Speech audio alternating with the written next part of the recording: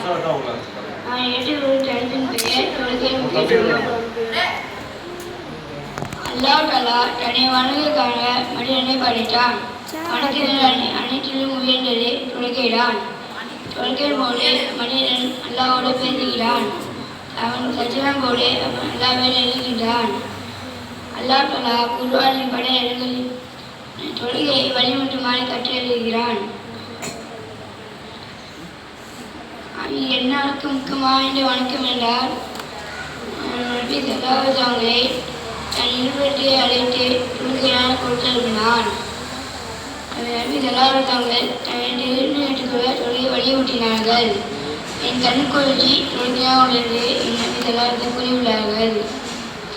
அல்லாஹ் தஆலா ஒவ்வொரு முஸ்லிமுக்கும் 5 தொழுகை கடமையாக்கியுள்ளார். ஆகியால் நாம் அனைவரும் அதுக்கு முக்கியத்துவம் தர வேண்டும்.